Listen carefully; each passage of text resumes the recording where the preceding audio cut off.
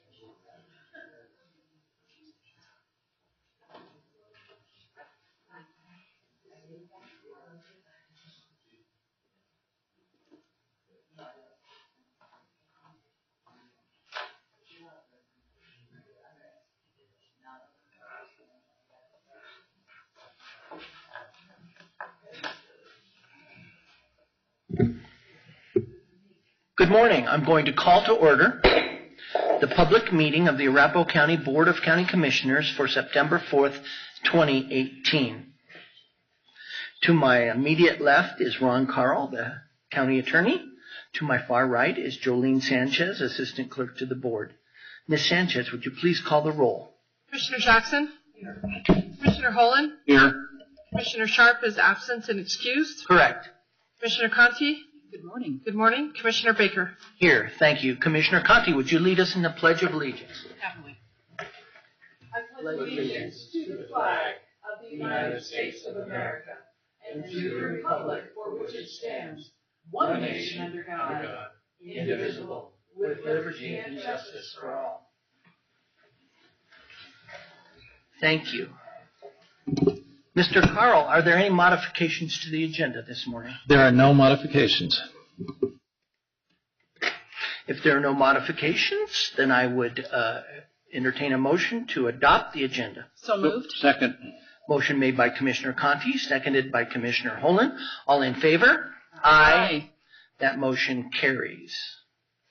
This is the time that we've set aside for citizen comment. Are there any citizens that would like to address the Board of County Commissioners this morning? Seeing none, that is closed.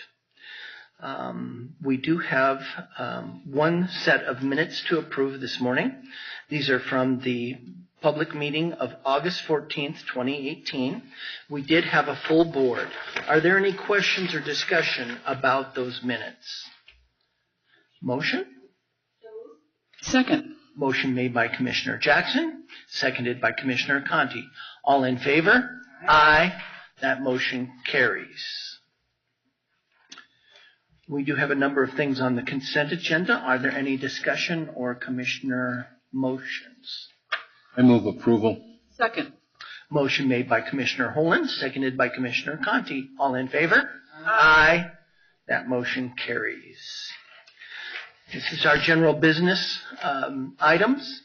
We have 4 public hearings. I believe they're all public hearings this morning.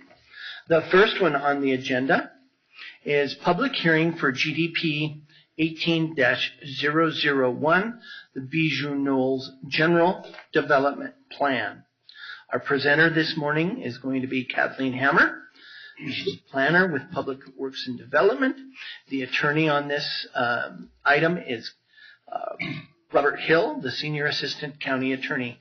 Mr. Hill, would you set the foundation for us, please? Yes, thank you, Mr. Chair. This is an amendment to an old PDP as an amendment to the General Development Plan. It has been noticed by publication, by posting of the property, and by letter notification to adjoining properties. The board has jurisdiction to proceed. Thank you, Mr. Hill. Good morning, Ms. Hammer. Good morning, Board and Commissioners. The application before you today is GDP 18-001, Bijou Knolls General Development Plan, Third Amendment. The applicant, Stephanie Stewart, on behalf of Bijou Knolls, LLC, the developer of the Bijou Knolls neighborhood, is proposing to amend the existing PDP to increase the maximum allowed height of accessory buildings within the subdivision from 17 feet and 6 inches to 35 feet, which is the same height limit for primary structures. The applicant indicated this request is necessary to accommodate the enclosure of standard RVs and for the screening of other equipment within the Rural Town Center subdivision that would be unsightly if left outside. The amendment, if approved, would affect the entire Bijou Knolls subdivision. The Bijou Knolls subdivision encompasses 203 acres and includes 50 single-family lots. Some background on the parcels that the amendment would affect. The property was zoned PUD in 1995 to allow for single-family homes. In 1999, there was an amendment to allow for roadways and walkway easements. At both of those cases, the maximum building height was 35 feet.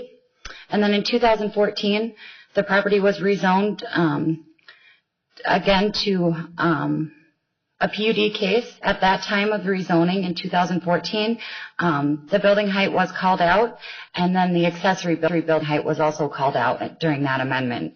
And that set the stage for the 17 feet, 6 inches. Some discussion. The Planning Commission held a public meeting on August 21st, 2018. One resident spoke in favor of the amendment. He indicated he applied for a building permit and the building permit was not released because of the height limitation. The applicant also explained to the commissioners that a variance is not an option in this case because the property is within a PUD and not conventionally zoned. He indicated he would like to store an RV in the building because the HOA covenants require RV screening. The applicant and staff also determined condition number 3 should be updated to reflect the maximum square footage permitted by the existing FDP. So condition number 3 before you today has been changed and now includes a limitation of accessory structures not to exceed 10% of the lot area or 3,200 square feet, whichever is smaller. The Planning Commission voted 5-0 to recommend approval with staff recommend conditions. Based on the findings of the staff report, staff recommends approval of the GDP amendment with the above conditions with the inclusion of modifying condition number 3 to limit the maximum accessory structure to 3,200 square feet. I stand for any questions, and the applicant is also available. Commissioner Holland. Did you planning department receive any comments from neighbors concerning the request? At the time of the pre-submittal meeting, there were 2 residents who came in, and they indicated they were waiting on building permits to be released because of the maximum height. Other than that, I did not receive any comments from residents within the Bijou Knolls. Thank you. I had one question. You mentioned that conditions of approval, number 3, on the conditions of approval that were sent out with the board summary report, we had 3. Number 2 was already at 3,200 square feet. It says the accessory structures shall not exceed 10% of the lot area. That was number 2. Number 3 said lots 1, 2, and 3, block 2, shall not have accessory buildings larger than 1,400 square feet.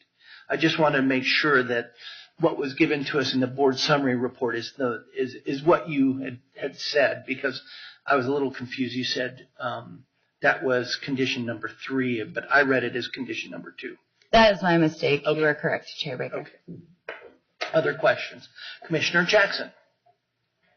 Yes, I'm a little confused myself, just because of various movements and so on and changes. So how many lots is this affecting? About 50 single-family lots. 50 single-family lots. And what size are those lots? They vary between, I think the smallest one is like 1.67, and the largest one that I saw today was 2.72. Okay, that helps. Thank you. Other questions or concerns? Is there a presentation from the applicant this morning?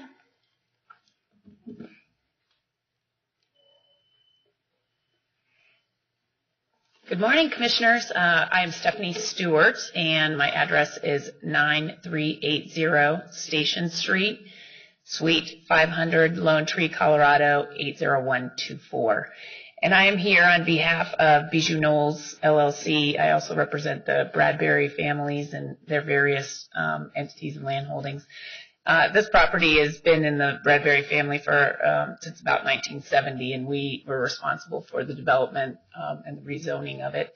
And really, we're here before you because when we did the last PUD back in February of 2015, we weren't very mindful of the size limitation we were putting on outbuildings, and we have had 2 residents that have come with building permits that have been put on hold because we could not grant or proceed with a variance because we did not have a straight zone. Most every zoning out there, so RE, RA, I think it's A2, all of those have the same building height for accessory buildings and the primary buildings. So all of those stand at 35 feet. We really we made a mistake when we asked for 17.6 because it can't with the building and the roof pitch, it cannot hold a standard RV, and it can't be a proper screening for a lot of the equipment that is practical out there and used out there. We did send notice because we were representing all of the landowners. We had to do notification to represent them. There were no objections. We also held an HOA meeting on June 18th, 2018. And there was unanimous support of that as well. So we believe that all of the residents are in favor of this, and this is just a practical amendment that really brings us in line with the other zoning that's consistent out there. Questions? Commissioner Jackson. Just a simple one. 35 feet is about what, 2 stories or? Yeah, maybe just a little bit more. I don't think practically we're going to need anything above that, although there could be some ornamental things that. But it won't be like a 3-story thing. No. Okay. No. Thank you. Other questions or concerns? Thank you very much. We appreciate you being here. Appreciate your time. This is a public hearing, so I am going to open the public hearing. Are there any citizens that would like to address us on GDP 18-001, the Bijou Knolls General Development Plan? I had one signed up to speak, and that was Ms. Stewart. So if there are no other public comments at this time, I will close the public hearing and ask for commissioner comments. Seeing none, I will proceed with making a motion. In the case of GDP 18-001, Bijou Knowles General Development Plan, Third Amendment, the County Commissioners have reviewed the staff report, including all exhibits and attachments, and have listened to the applicant's presentation and any public comment as presented at the public hearing. I hereby move to approve this application based on the findings in the staff report, subject to the following conditions. 1. Prior to signature of the final copy of these plans, the applicant must address Public Works staff comments and concerns. 2. Accessory structures shall not exceed 10% of the lot area or 3,200 square feet, whichever is smaller. 3. Lots 1, 2, and 3, Block 2, shall not have accessory buildings larger than 1,400 square feet. Second. Motion made by Commissioner Baker, seconded by Commissioner Conti. All in favor? Aye. Any opposed or abstentions? Seeing none, that motion carries. Thank you very much. Commissioner Sharp, of course. Yes, Commissioner Sharp is absent and excused and abstains. Thank you very much. We'll move on to the next item on our general business. Bear with us as we change our screens and try to find the next item on our agenda. That's so summarized. Yes. And it is page 58. Yep. Thank you very much. This is a public hearing for LDC 18-003, Amendment to the Floodplain Management Regulations. Let me get to our...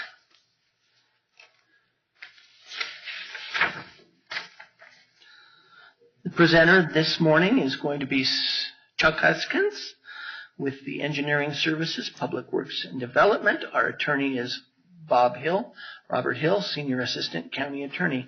Mr. Hill, would you please set the foundation? Yes, thank you. This Land Development Code amendment proposal has been noticed by publication in the Villager and in the I-70 Scout.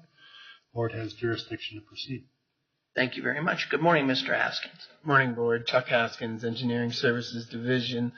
Item 7B before you today is a request or a proposal for an amendment to the Land Development Code to update the floodplain management regulations, referencing the latest flood insurance study and the flood insurance rate maps published by FEMA. This item was presented to the Planning Commission a few weeks ago, and we received unanimous support to move forward to the board. Essentially what this is FEMA goes through a map revision process that started back in 2016, in where they publish a new floodplain study and a corresponding flood insurance rate map. This particular amendment only affects the Coyote Run and the Box Elder Creek drainage way in Commissioner District Number 3. Urban Drainage was part of this process, and they notified all property owners affected by this action, whether they were more of their property was placed in the floodplain or removed from the floodplain. Any changes were sent out through a notification. There are no new structures in the floodplain as a result of this action this morning.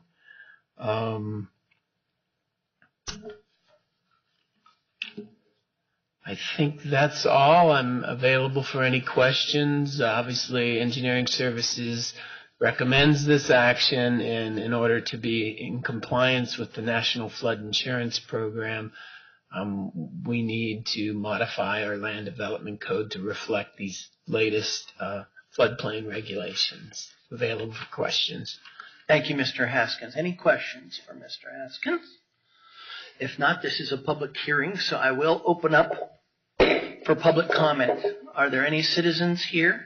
We did not have any sign up, but if there are any citizens here that would like to address us on Land Development Code amendment to the floodplain management regulations, please make yourself known to me. Seeing none, I will close public comment. Any commissioner discussion? Or then I will go ahead and please, Commissioner Jackson. You want to do it? No, I don't necessarily need to. If you would like to.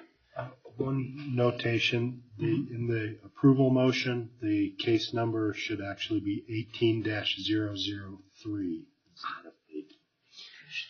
003. Yes.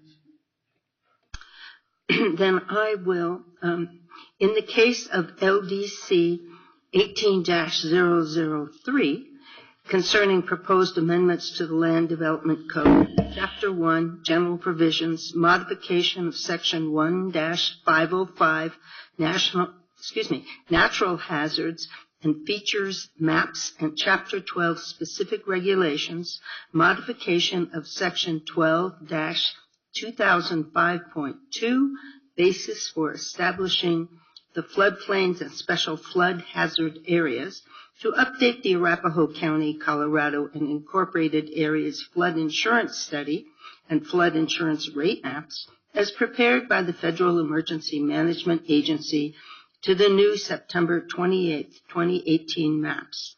The Board of County Commissioners has read the proposed code amendment and the board summary report and has considered additional information presented during the public hearing.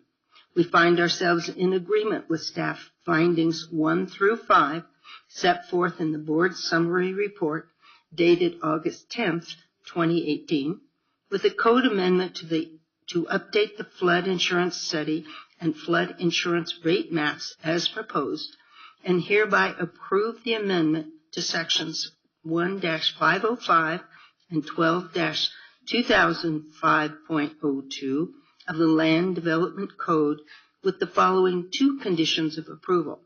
1, all minor modifications to the text are required prior to the incorporation into the existing Land Development Code. And 2, the amended floodplain management regulations will be effective and integrated into the existing LDC on September 28th, 2018. Second. Motion made by Commissioner Jackson and seconded by Commissioner Holland. All in favor? Aye. And of course, Commissioner Sharp is absent and excused and will abstain. That motion carries. Thank you very much. We are now going to our next item for consideration.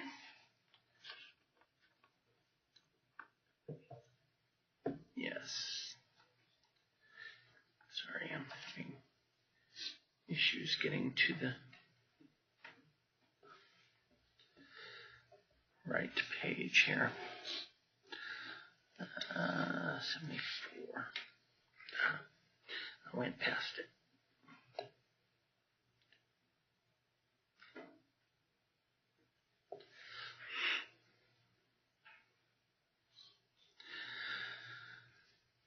Next item, and I'm just going to ask Attorney Hill if this is possible to combine the FDP and the final plat. Is that appropriate? Yes, Mr. Chair. Both these items are related, so it would be time-saving and appropriate to combine the public hearings for both. And we can comment individually on any of those. The first one we have is case number FDP 18-002, Copperleaf filing number 18, final development plan. The other one that we have is the final plat, PF 18-002, which is, let me get the actual title.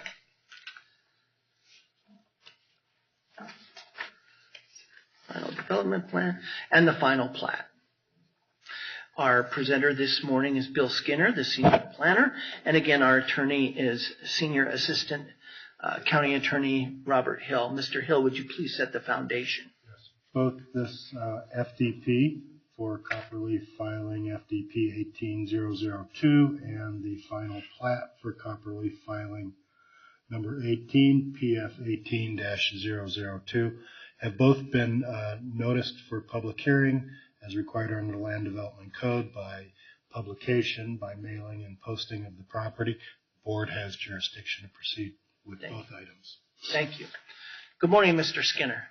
Morning, Board. Bill Skinner for the Planning Division. I won't go through the formality of restating the two titles, but we have Copperleaf 18 Final Development Plan and Copperleaf 18 Final Plat. The plat being the action that subdivides the property into the lots, and the final development plan being essentially a detailed site plan which has to conform with the underlying PDP. I want to make a correction to the staff report you received. The board summary report you received for the plat incorrectly lists 138 lots. That number is 230. The numbers are correct in the final development plan. That's on me. I didn't catch that when I ran it through. I did sit and go through. It's funny, you reread the things multiple times, and I went through it and caught it as soon as I sat down in this room this morning. But went through the rest of the staff report, and it's all in order except for that. Copperleaf, never, yeah. Copperleaf, as you know, is generally located south and west of the intersection of Quincy and E470. It's a largely residential development with some commercial components. It's been underway in the county since, I believe, going back to 2004. Part of subdivisions that extend back into the 90s, actually, for Quincy Highlands. These final development plans are required to comply with the underlying preliminary development plan. This one largely does. There's one small exception that we will talk about because it's become, though a small exception, it has become a pretty large item of discussion. So we'll get to that in a minute. We've got 61 paired homes in the northern portion. As far as we know, they're a KB product that's been coming to the county now for about 6 years, I'm thinking. Seem to be fairly popular. And then we've got single-family detached lots down below that are in line with what we see in Copperleaf regularly. And then there's a little park right here to serve those neighborhoods. The Copperleaf neighborhoods have been providing, or the developers have been providing small parks in many of the filings that are unique to the park. There's a larger open space system that's currently under discussion, and it's part of the PDP, but it is developing over time. But this neighborhood has a little park centrally located. The mapping and surveying staff for the county find the plat to be largely correct and proper. We're fine with the plat. Staff recommendation for the plat is we recommend approval with conditions. That plat does not appear before the Planning Commission, so PF 18002 Copperleaf 18 final plat simply comes straight to the board. The final development plan does go to the Planning Commission. The Planning Commission forwarded a recommendation of approval with conditions. Staff is forwarding a recommendation for approval with conditions, which we'll discuss in a moment. I think I'm going to hop right to the discussion. So we know in this area, we don't know, but we've had some discussions. We're going to have an apartment, an application for apartments here. There's been some staff concern that the staff would like to see a link from that little recreational amenity to this multifamily development.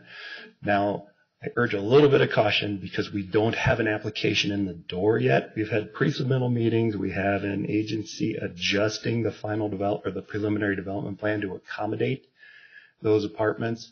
But as of yet, we don't have an application on the ground. So we'd like to see a trail connection between that facility and this potential multifamily area. And furthermore, some kind of a connection from the neighborhoods up to where we'll see commercial pads as far as anyone knows at this time. The Franks, Richard and Daniel, the master developments for the property, have explained that they find this problematic, and they're going to explain that. I won't try to do that for them. They're better than I at representing everyone in position. But to that end, there are conditions in the staff report that separate those two paths out. One asks for the path I first mentioned or connection. Another one asks for the second pedestrian connection. Actually, it was Planning Program Manager Jason Reynolds who came up with that. When we went to the Planning Commission, I had lumped them together. Jason said, hey, let's separate them out, give the board options so they can pick and choose and handle it how they want. The Planning Commission supported that condition when it was lumped together, so I guess you could say they de facto supported both of those conditions. We feel we've brought them forward to you with the Planning Commission's intent intact. We just split it. External comment was minimal. As per usual, there are small things to work out with the fire department. There are minor utilities to be finalized with Excel. That may already have been done in the interim between when we received those comments some time ago and today. We will certainly verify everything before we bring those plans forward to the board to sign. But they're in there as conditions, just as a safety belt for me, the planner, so I don't miss something at the end of the day. The pedestrian connections and paths, there was another issue that came up. The PDP shows a PED connection right about there. Now, that PDP has wiggle room in that language. It shows a line on a map. We look for a trail where the line on the map is. The PDP says those lines are conceptual and can be shifted. We quite a bit of discussion about how that works, and I think I'm going to ask Daniel just to discuss why they prefer not to hit that curb line right there. And he already knows exactly what I'm going for, but I'd like him to lay it out for you, because it is if we're going to be fully proper and say this complies with the PDP, well, there's a piece that's a little different. So let's have them explain why they're going that way, and leave it to the board to have me come back and discuss it some more, or anyone else in the room. Question. Yes. Parcel K and L.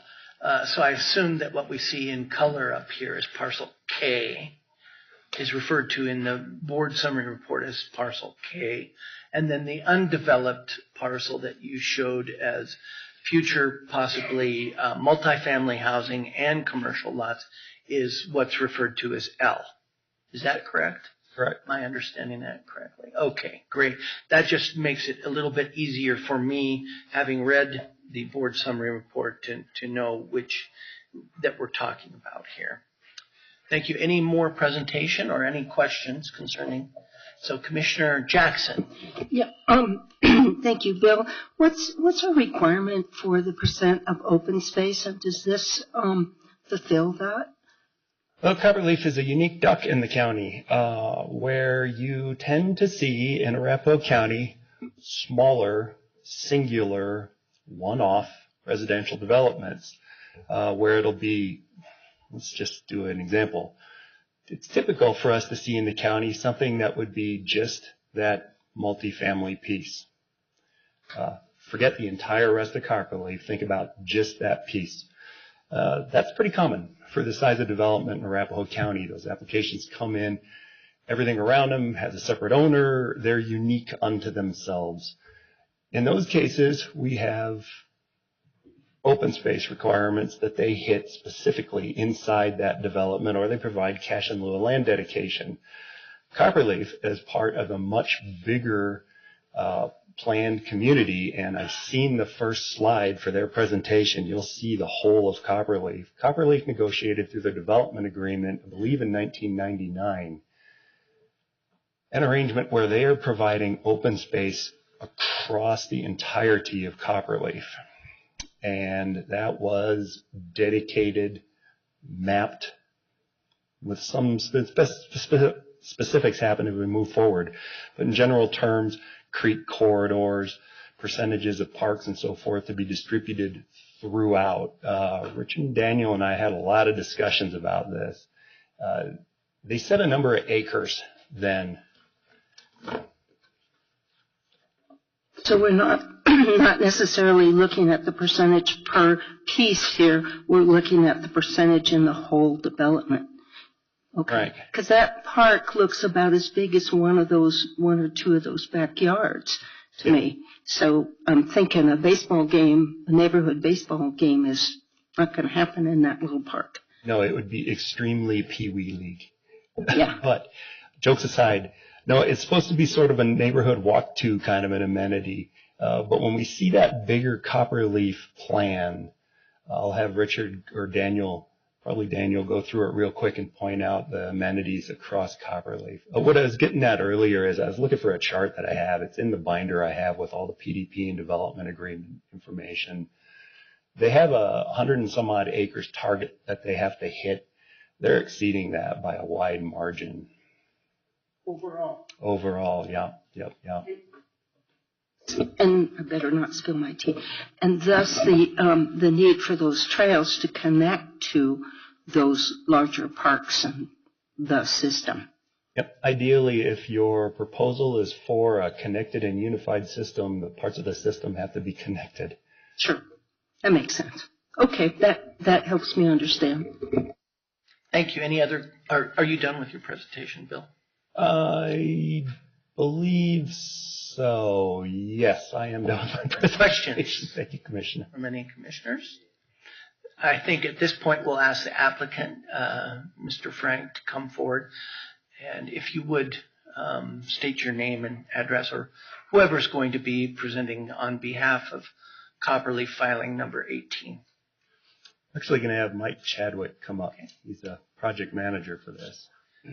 Hi, good morning, Mr. Chadwick. Good morning. My name is Mike Chadwick, Chadwick Land Use Entitlements, and in this case, I represent both Richard and Daniel Frank from the South Quincy Residential Developers and KB Home, as I have built the filing 12 that's right across the street. And just to tag on to that a little bit, the paired portion of this product will be a continuation of that filing 12. We won't be building any new models in that area. We'll keep the models in filing 12 and just continue sales from that area. So what you're seeing right here now is a overall Copperleaf development. This is the parcel that we're talking about right here. And this is from the older FDP that envisioned that area right there as being a regional commercial area, which is not how it's going to play out. We still have large town center over here where the large, bigger box commercial will be located, if you will. The site itself, we will be building Malta Road down here that will connect to Radcliffe right here, that will feed to the west with Richmond's product right here, and we will be building Radcliffe to tie into Piccadilly right there. And when the warrants get to a point where it's recommended, then a traffic light will go in right there, which plays into part of the trail connection discussion that we'll have. As Bill mentioned, went to the Planning Commission for the FDP. And the reason that we were doing the FDP instead of the ASP is that the paired product doesn't fall into the criteria for the new administrative ASP process. Only the single family did. So instead of processing two cases, we went forward with just one FDP case to cover all of the proposals. Now let's make sure this works. So as an overview, there's 38.3 acres here. We're averaging just a little over 6 dwelling units per acre. There are 230 units. We had originally proposed 238. But in conversations with the property owners on Parcel K, one plan that we had that would extend part of the single-family development in there was reduced because there are contracts for going forward for the multifamily development that you'll see, and I have some slides on that later. So it's 122 paired homes, which is 61 buildings, but they're on fee simple lots. It's not a duplex because that has a different connotation, but they are single family attached product, and 108 single family homes. That park is 0.65 acres, so it's much larger than just a couple of backyards because these lots range around 5,000 square feet. But we are providing a tot lot that has connectivity to the development itself. And that's important to remember as we go forward in the discussion on the trail connectivity, the overall Copperleaf open space, and our request that we be approved without those conditions for trail connectivity as proposed by staff. In this product alone, we're proposing over 9 acres of open space, trail corridors, streetscape, and these kind of things that push the number of acres that are dedicated to open space and open area in the overall Copperleaf development well above the threshold that was proposed in the original PDP. So as you can see, Copperleaf is kind of a jewel of unincorporated Arapahoe County. And as part of the open space dedication and amenities that they've provided, you have this wonderful pool facility that's located on Copperleaf Boulevard that's open to all the residents that are part of the Master Association in Copperleaf. You can see some of the unique architecture that's at all of our signage that are internal to the units and some of our fencing that is a little higher than you'd see in a normal community. So there are 3 issues that were raised. Number 1 is the trails we talked about, and we've gone through and we've addressed the parking issue and also the open space issue. So the trails, as we were proposing, are being along South Malta and South Radcliffe, which is actually a 10-foot wide trail that's part of the right-of-way template that will be used for both of those roads. We will only be building the east side of Malta, as Radcliffe is coming into parcel J, Richmond is coming into parcel J, and we'll build the west side of Malta when they come in for their development, which is going to be their Cityscapes project. Can you show us on the map later? Where parcel J is? All the different trail pieces. I have them all mapped out for you.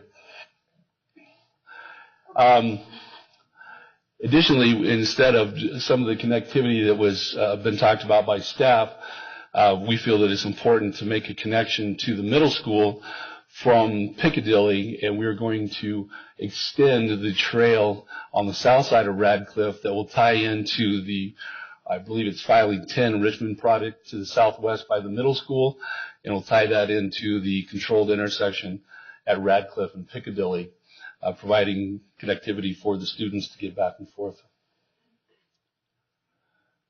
So we talk a lot of parcels. This is parcel K that we're developing. And then this is parcel L, where I can't remember the name of the group right off, but I have it in a letter later on in the presentation, that will be developing basically the bottom 2/3 of this property for a multifamily with their own amenities inherent to that project.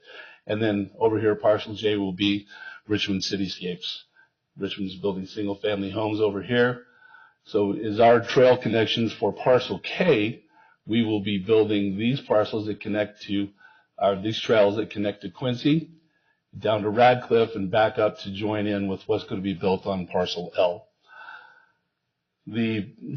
About right at the drainage that you see there is where Richmond currently stops with their construction on Malaya, and we were going to try to connect the southern trail to Radcliffe in that location right there once we get the Radcliffe to a state where there won't be a lot of construction traffic on there and will be safer for students to travel. There was a comment about parking. We had spoke with the sheriff individually, and we have a letter of approval for the way that the parking and everything is laid out in this site. And that shows where the off-street parking is for the community, and it's above the recommended parking ratio for single-family attached. As mentioned in the PDP, this doesn't require a specific open space component in this parcel because it's been met throughout the Copperleaf community, and more land has been dedicated than has been required. And we do propose the 0.65 acre tot lot internal that was connected to both the paired product and the single family. This is again the overall site plan as we have it now.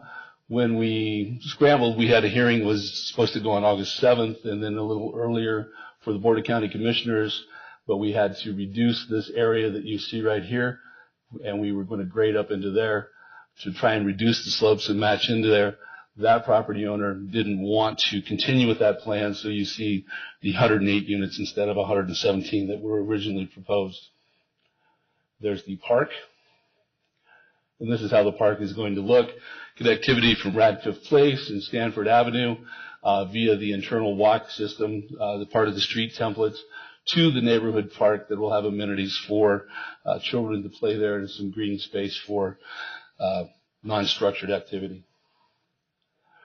Now there's 2 slides that I'm going to show you to talk about the inability to build a trail connection to that area. And if you'll harken back to the plan that showed the commercial there, this is your single family or your multifamily development that is currently proposed with their internal amenities that will be for the residents there.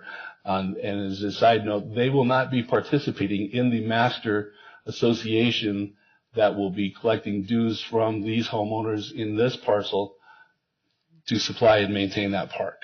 So you have 2 separate developments, if you will, that are standalone and not cooperating on those ideas. So there's 2 trail connections that we'll show, or slides that will show why it's infeasible to build a trail in that area.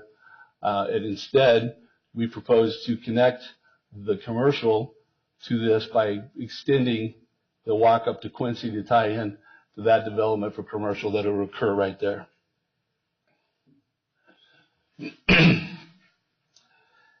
This is at section A. We'll go back and, whoops, I can't read that. I believe this is section A right here, and this is section B.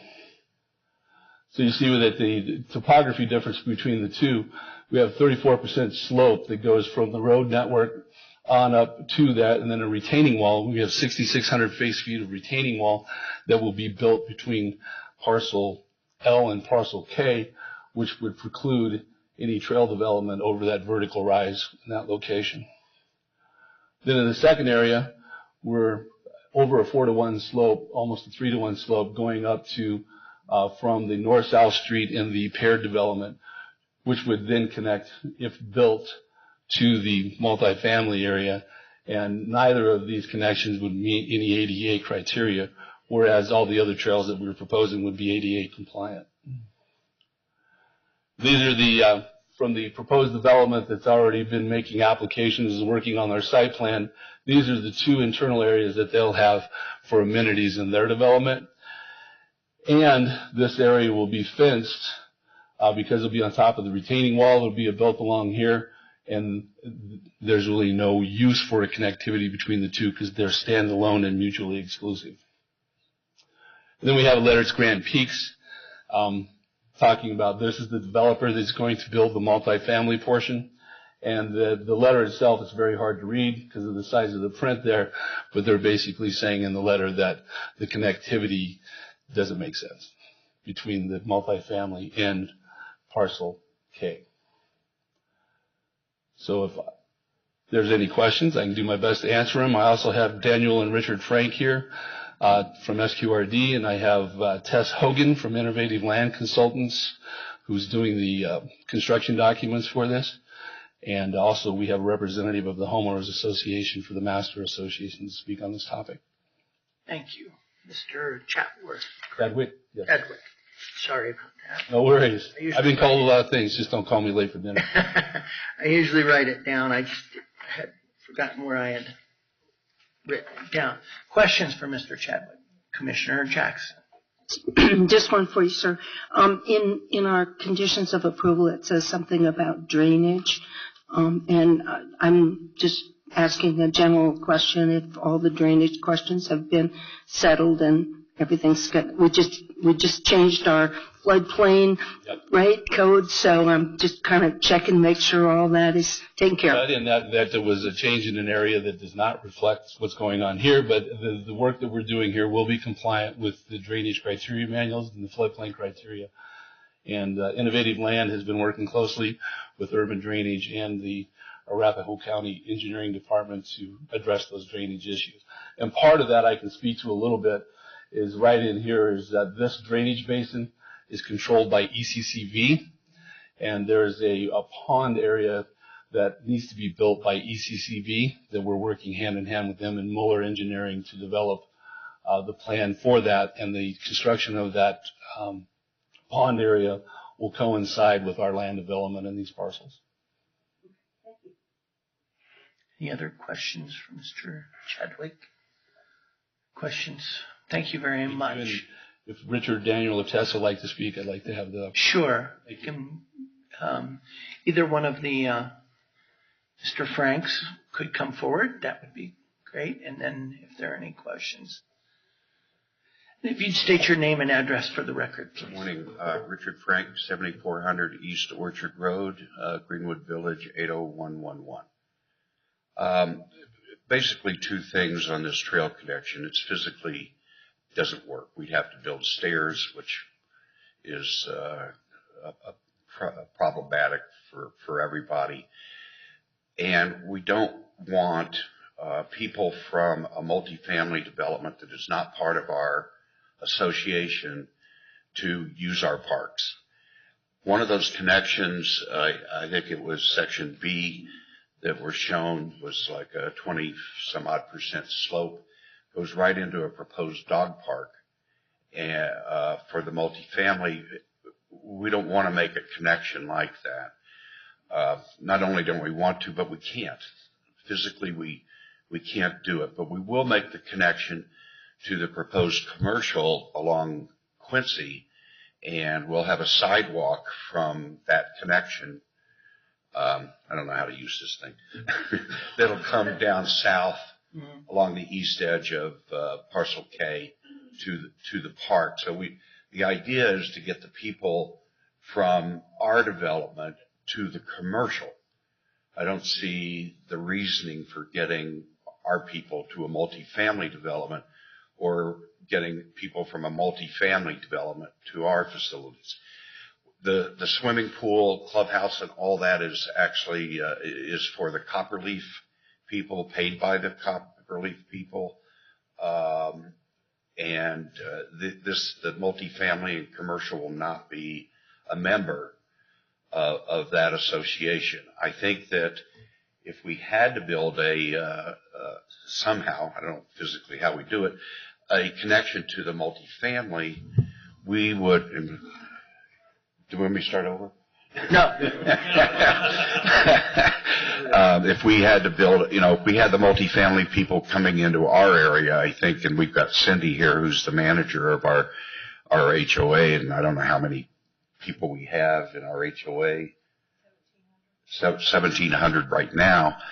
I think we're going to get a lot of flack from our constituents and your constituents that people are coming in with their dogs and vice versa. So for those two reasons, the topo and not being a member, not paying for our parks, we ask you to remove those conditions. Thanks. Any questions? Questions for Mr. Frank? I see none. Thank you very much. Thank you. Could we have Mr. Skinner come up again real quick? The question, and I'll just say for general, is that I don't know that the recommended conditions of connecting pedestrians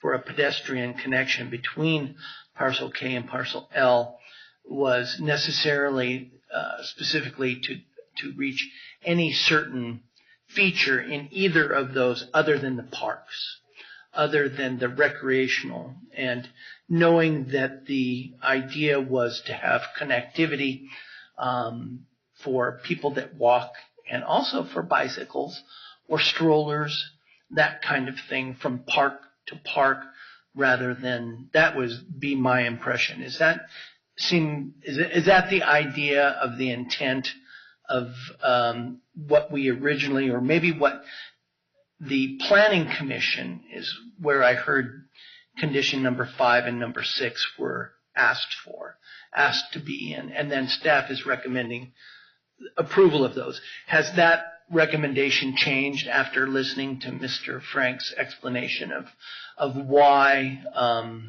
those connections are Difficult? difficult? Yes. Difficult.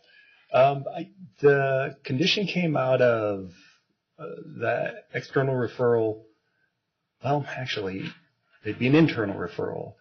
Initially, the concerns were raised in open space, but ahead of that, the planning staff was going, well, let's see how much we can tie together. Now, that was before, speaking strictly on the part of the planning staff, that was before we understood the separation of the HOAs and so forth.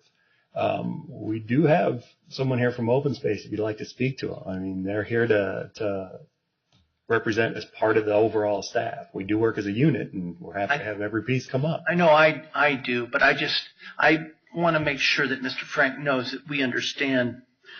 I mean, at what point on this connection would one's management responsibility begin and another one end? And does that, create community conflicts between the residents and the amenities that are paid for? We've very aware, I know most of the commissioners are aware about our recreational districts and things like that people have to come in and show their tax bill in order to be either accepted or rejected as a member of that particular amenity kind of thing. So I understand that that's probably going to end up being a problem. But if we could have open spaces come forward, and if you just remind us of your name and your position. Good morning. I'm Roger Harvey. I'm the planning administrator for Arapahoe County Open Spaces. So before I jump in on my comments, I want to just step back.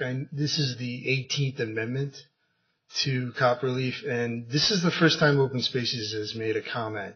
I think that's worthwhile to note because when, originally we looked at Copperleaf, this is a large master planned community that was approved many, many years ago. It has PDP approved that shows all the park requirements are met. It has great circulation with trails.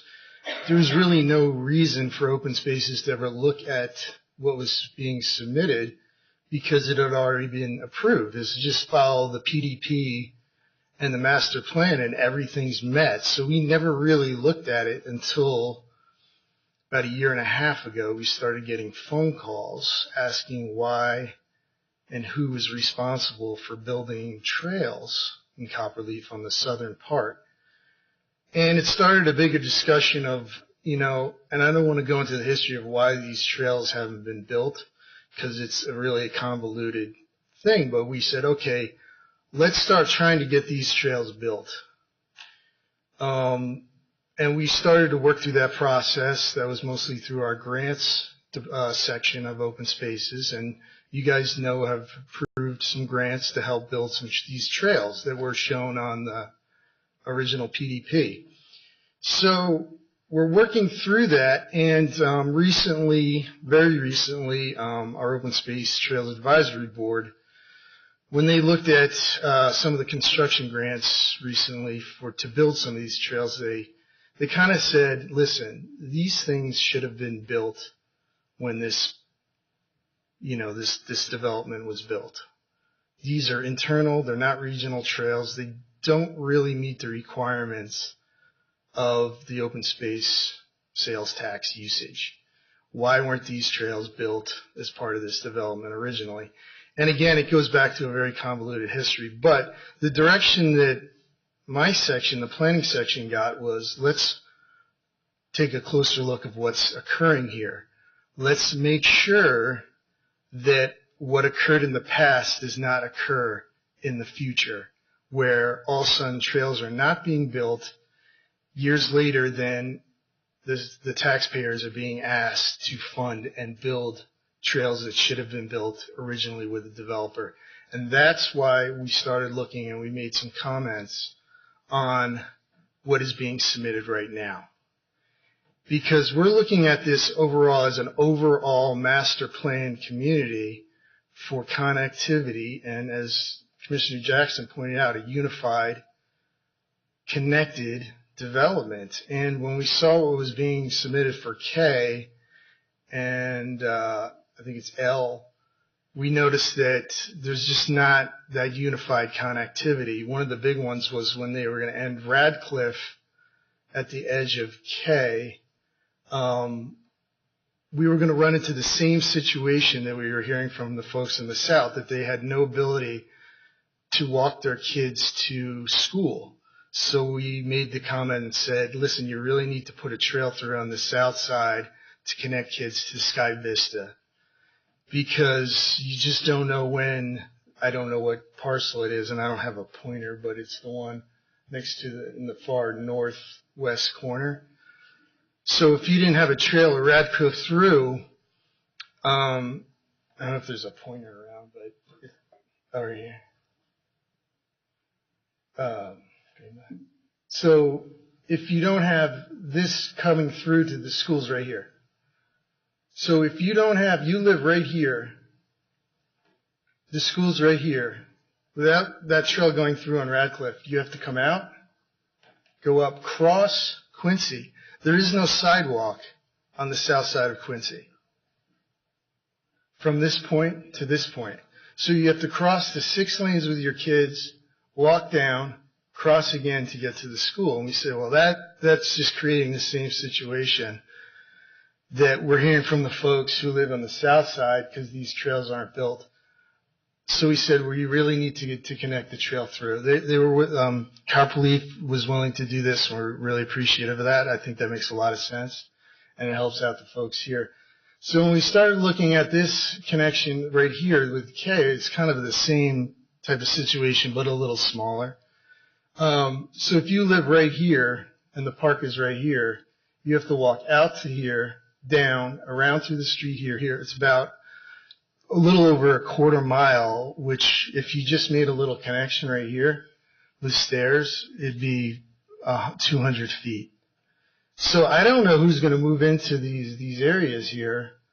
But I mean, we're making comments based on we thought this was a master plan unified community.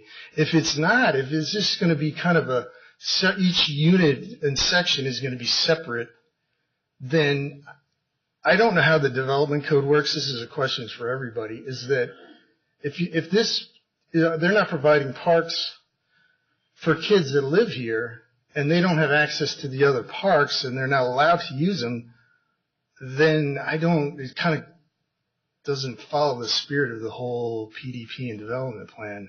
It seems like then this development needs to pay cash in lieu of parks, because they're not having any access. I'm not sure how that works. We're just trying to get kids to parks. That's all. Just commonsensically looking at things and saying, if a kid wants to throw a football with his friend right here and he's got to walk a quarter mile, why not just build some stairs? They're gonna jump over the fence and walk down the retaining wall instead of walking a quarter mile. If they just look over a fence and there's a park right there that's 100 feet away, they're just gonna climb the fence and walk down anyways. It's just common sense. The park is just right there, and you're going to make them walk a quarter mile around. That's the heart of our comment. It's just trying to connect people to trails and parks and things like that. And I understand to the school as well. Yeah. That kind of fits into that as well, is from what I heard you say. Yeah. Okay. Thank you. Anything else? Any questions for Mr. Harding? Yes. Thank you, Roger. I'm wondering, Mr. Frank seemed to indicate that other development is not part of the Copperleaf plan, that it's a separate development, and therefore they were going to have the fence and so on. Yeah, and So they're not, that's it sounded to me like they were not concerned about the needs of that particular group. But what I'm interested in is how we get the kids from the development that's under question today to the school. Well, that's in the condition, and that's going to be used to continue the trail along Radcliffe to the school. So that will be Yeah, part the one of that they do. I'm seeing nodding. So away with okay, is a connection from if I get this right. because we can't really comment on a development that's not in front of us, Yeah. right? But So we I can- think that when it comes then, and again, I'm just commenting on what I see too. Right, I understand. And I'm commenting on the base. We make these comments based on the fact that we thought this was an overall master plan community with an approved PDP. So if that section now is now part of the PDD, then that's fine. We can start looking at that when they submit, as they'll have to do their own cash in lieu and provide for schools and things like that. I think that makes perfect sense. Let's just clarify that that's the case, and then we can go from there. Thank you. Yeah. Any additional questions for Roger? No, seeing none. Thank you very much. I think that did raise some questions, and so either Mr. Chadwick or Mr. Frank. And so if you could, again, take your full name. Good morning. Daniel Frank, 7400 East Orchard Road, Suite 290 South, Greenwood Village, 80111. A couple things. If you could speak into the microphone, sorry. A few things I just wanted to touch on real quick. So I know the connection to the school was kind of a big issue, and we will be providing that connectivity. Another thing that Roger brought up was concerns about trails to the south that have yet to be built and who's responsible for those. We actually have a county-approved document that those are the responsibility of Arapahoe Park and Rec District. We are currently generating approximately $350,000 in tax revenue to the district and have yet to receive any parks, any trails, any improvements at all from APRD, which is why we applied for the grant, is to try and figure out how to get these things built that Arapahoe Park and Rec District is not. Also, the PDP talks about a connection going north and south and east and west here. Instead of providing those trails, we'll be providing them along Malta, Radcliffe, and Piccadilly, which were not on the PDP. So the amount of enhanced trails that we're providing is actually much greater than what was shown on the PDP, and the connections make a lot more sense. Instead of bringing them mid-block here, we're actually going to bring them to a controlled intersection at Radcliffe and Piccadilly, rather than having pedestrians cross Piccadilly, which comes down at a 6% slope. With no traffic controls. So really the only issue is the connection of the parks, and we just feel that each being separate entities. So the multifamily project will be within the Copperleaf community. However, they will be managed and operated by a separate association. So their association, they have their own open space. So I'm not sure that a cash in lieu really makes sense for them, because they're going to be providing their open space, their own amenities, their own facilities. Same with us on our side. It's just, we feel like the people that should benefit from those facilities are the people that are paying for those facilities. So yes, they will be within the Copperleaf umbrella, but managed and maintained by a separate association. Thank you very much. Any other questions for Mr. Frank? Well, I do have one question. Sorry, Daniel. And I was consulting with our attorney on possibly some changed language, but did I hear you say that there will be a sidewalk on the south side of Quincy from Parcel K across Parcel L as well eventually? And I know we can't mandate that, but that's the intent, is that there would be a standard sidewalk on the south side of Quincy. Correct.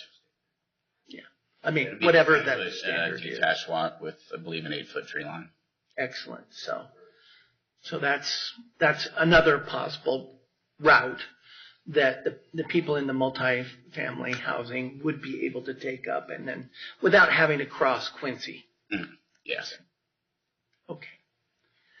Thank you very much. I think that was all my questions, and I didn't see any from anyone else. Yes, Mr. Skinner, could you come forward? Just comment, if you would, on what we've talked about here. One thing, Bill Skinner for the Planning Division, one thing I wanted to make sure we had crystal clear. We're talking about the connection from this school site generally to the rest of the development. And that's one of the things that we're going to see. It's condition number 4 for Commissioner Jackson specifically. There's a condition that the Franks, we've discussed it. This isn't a strong arm condition. We've discussed it, and they said, yeah, I think we can do that. They're going to, even though this neighborhood isn't coming in yet, they're going to try and figure out how to build out this pedestrian connection alongside of the road so people can walk along Radcliffe, take the sidewalk to get to Sky Vista. All other trail discussions aside, that is one thing that was a good congenial, yeah, we can get together on this, and that part we've got tied down at least. Could you clarify your questions a little bit more for me? No, that actually what you said answered my questions. Okay. Okay, this is a public hearing. If there are no other commissioner comments, I will open up public hearing for 2 different cases here. We have the FDP 18-002 Copperleaf number 18 FDP and PF 18-002 Copperleaf number 18, the final plat. Are there any citizens, none signed up, are there any citizens here that wish to address the Board of County Commissioners on this issue? Seeing none, I will close public comment. This is my take on the matter is that we've been given conditions of approval, recommendation from staff of the planning department, I believe in coordination with open spaces. Although it seems that the funding of maintenance of these public areas between parcel K and L may not have been completely identified to our open spaces staff and may not have, so their recommendations for conditions of approval number 5 and number 6, which discuss pedestrian connections between the park in parcel K and the proposed residential development on the southern portion of parcel L, and pedestrian connection between the northern portion of parcel K and the commercial development on the northern portion of parcel L, if in fact that ends up being part of the application for parcel L. It's only parcel K that we are considering today. Commissioner comments or questions about that? Mr. Hill, I just was trying to work on some very general language that would possibly encourage strongly the applicant to work with our open spaces department and continue the strong work that they've already done, coordinating and cooperating with the intent to have trail interconnectivity overall in Copperleaf. And I'm not sure that the way conditions of approval number 5 and number 6 are written with the objection of the applicant noted do specify that there will be a pedestrian connection added on these plans. It sounds like there could be a cooperative agreement that could be arrived at, and that's why I suggested some additional or changing those 2 conditions of approval to be a little bit more, as you named it, kind of open, in which we would make it a prior to signature of the final copy of these plans, the applicant must address Public Works and Open Spaces comments and concerns regarding pedestrian connections and trail connections between parcels K and L. And that would give our staff, both Open Spaces Department and our Planning Division, the ability to work with the applicant to try to come to some kind of cooperative, collaborative addressing those concerns.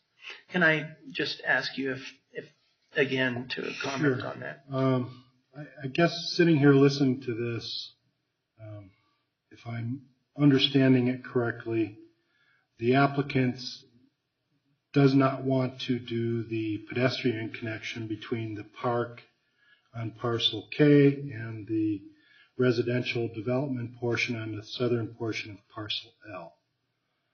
But they're willing to do the number 6, that prior one was condition 5, but they're willing to do condition 6, which is to add a pedestrian connection between the northern portion of parcel K and the commercial development. I'm not sure if that gets down to number 5 only being what the applicant is objecting to. Right. I think that's my general understanding. But what you have presented seems to be just to combine 5 and 6 and let them determine where the connection goes, basically. Is that was what I said, but I appreciate your clarifying. And I believe Mr. Reynolds is here from the Planning Department too. Jason Reynolds with the Planning Division. Mr. Chair, just clarified with the applicant that they do not have an objection to condition number 6 about the northern connection. It's really an objection to condition number 5. Thank you. And so I guess maybe if Jason would have a comment on sort of the proposed, what Commissioner Baker is proposing, sort of combining 5 and 6 in a manner that allows the applicant and open space and planning to figure out where the best place is for a connection. And I would withdraw my trying to combine both 5 and 6. If the applicant doesn't have a problem with 6, I was under the impression that they objected to both of those conditions of approval. But if that has been clarified, which it has, then I would put forward this alternate language for only number 5, which again would say that prior to the applicant prior to signature on the final copy of these plans, applicant must address Public Works and Open Spaces comments and concerns regarding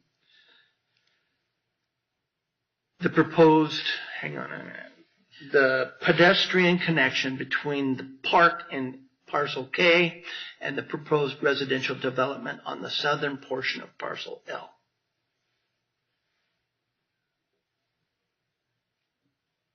And that, again, would be broad enough to just encourage both Open Spaces, Planning Division, working with the applicant on those. It sounds like they have some valid concerns. The applicant has some valid concerns on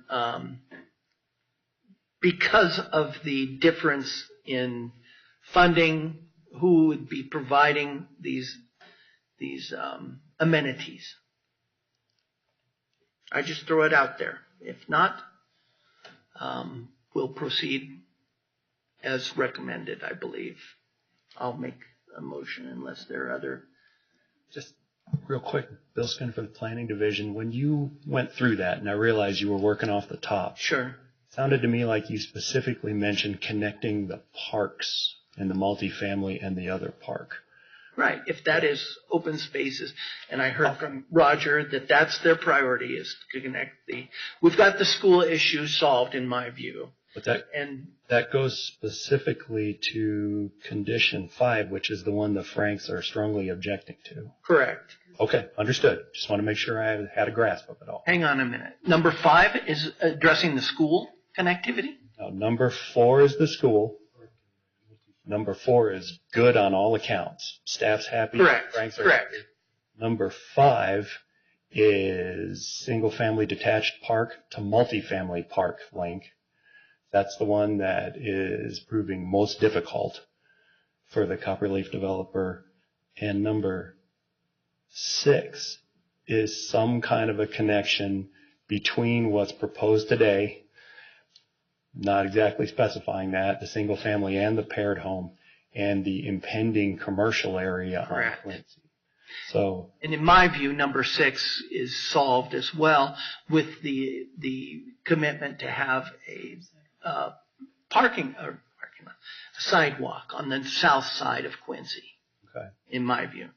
So to me, the only thing that I'm trying to see if there is additional cooperative discussions that can take place between open spaces, planning, and the applicant to address whether or not connectivity of these particular parks between K and L makes sense. Okay. I heard from the applicant that there are reasons beyond just difficulty or cost that come into play with why they're objecting to the connectivity between, again, let me go back to number 5, between the park site in parcel K and the proposed residential development on the southern portion of parcel L. So if in fact there's a good reason for that not to occur, I'd like you guys to work that out. Okay, understood, Commissioner Baker. I wasn't sure if you were trying to strengthen or proposing withdrawing condition 5. So I was clarifying for my own understanding on that. I just believe that there's additional work that needs to be done between the applicant and the county staff. Commissioner Jackson. Yes, now I'm confused. Because it was my understanding that there was just, it's a separate development. They're not paying the fee, and they have no wish to connect the two parcels. And so your direction is to tell them to go work it out? Possible alternative, yes. But if there's no desire to connect them, I think you're putting them in a difficult situation. I myself might vote against that amendment. So you would recommend that we leave 5 as it stands right now, or remove it? I think the condition, no, I don't have that in front of me, but I think that what was proposed to remove the connection between the two developments and keep the connection with the school, in my view, would be the way I would prefer to vote. Thank you. Are there any other commissioner comments? Commissioner Holman. I concur with Commissioner Jackson on this. I think that the issue is protection of the property rights and the funding of those facilities. And I think that we as a commission have always erred on the part of property rights. And I think in this case I would not support that amendment. Commissioner Condi. I think I'm in agreement. I think if you're paying for, who's paying for the amenities deserves to have access to them, and those that aren't paying, you can understand why they would be hesitant to provide that connectivity, because it's going to mean extra wear, tear, more maintenance required from a body of residents that are not contributing towards that. So I certainly understand where they're coming from. And I think that, our open space representative also clearly said that, that maybe we thought it was all part of a master, thing, that everybody was going to be connected. And now, it's seeming like we're not going to be completely connected. So that kind of changes the dynamics of the situation. So obviously new dynamics, maybe new amendments to the Thank you. amendment or approval. I withdraw from consideration the change of condition number 5 and will propose removal of condition number 5. I'm seeing some nodding heads here. So, Do we need to vote on that? well, we will have public comment first. I need to open up for public comment. If there are any citizens that would like to address the Board of County Commissioners on this issue, please make yourself known to me. There were no citizens that signed up to speak on behalf in this matter. So, if not, I will close the public hearing. Any additional commissioner comments? Seeing none, I will make a motion. I will ask you to bear with me as I make the change so that condition of approval number 5 is removed. That means condition of approval number 6 will become condition of approval number 5, and condition of approval number 7 will then change to number 6. In the case of, this is the FDP that we will first hear, and then we will have a motion on the other final plat. In the case of FDP 18-002, Copperleaf filing number 18, final development plan, I have reviewed the staff report, including all exhibits and attachments, and have listened to the applicant's presentation and the public comment as presented at the hearing, and hereby move to approve this application based on the findings in the staff report, subject to the following conditions. 1, prior to signature of the final copy of these plans, the applicant must address Public Works staff comments and concerns. 2, prior to signature on the final copy of these plans, the applicant must address Arapahoe County Open Spaces comments. 3, prior to signature of the final copy of these plans, the applicant shall provide proof of agreeable solutions to concerns raised by the following agencies: South Metro Fire and Rescue, Urban Drainage, and Excel Energy. Number 4, prior to signature of the final copy of these plans, provisions for a pedestrian connection bridging the gap between Sky Vista Middle School site and proposed walks on Radcliffe south of Parcel J will be provided. Number 5, prior to signature of the final copies of these plans, add a pedestrian connection between the northern portion of Parcel K and the commercial development on the northern portion of Parcel L. Number 6, approval of FDP 18-002 Copperleaf number 18 final development plan is contingent on the approval of the PF 18-002 Copperleaf number 18 final plat. Second. Motion made by Commissioner Baker, seconded by Commissioner Conti. All in favor? Aye. Any objection or abstention? Commissioner Sharp absent and excused, will abstain. So that is the end of that issue, and we will read the proposed motion for page 139.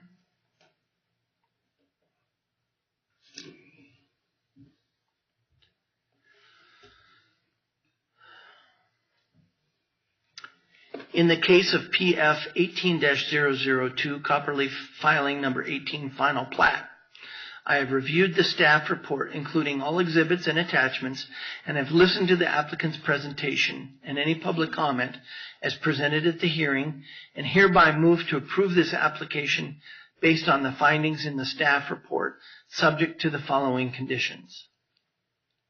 1, prior to signature of the final copy of these plans, the applicant must address Public Works staff comments and concerns.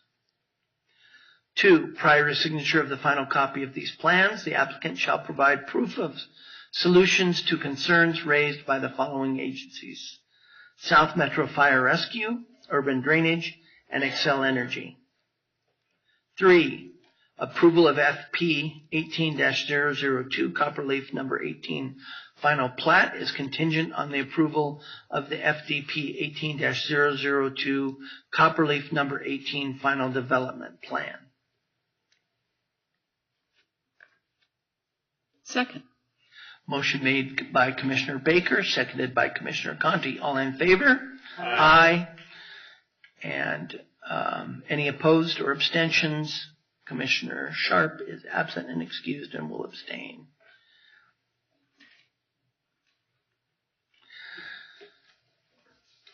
Thank you very much. We appreciate your patience on that and for entertaining my trying to make everything cooperative. This concludes all of our public hearings and general business items. Are there any commissioner comments this morning? Commissioner Olin. Yes, I would just like to acknowledge on this last week we lost a true American hero and a supporter of our military and veterans in the case of John McCain. I had the honor of working with John McCain back in the 70s when he was on the Senate. He was a commanding officer of the Senate Liaison Office. He was a very passionate and opinionated person who fought very hard for our military and veterans. In addition, he was an advocate for a strong moral position and a leadership position to maintain this country and its promise throughout the world. Thank you. Thank you, Mr. Holman.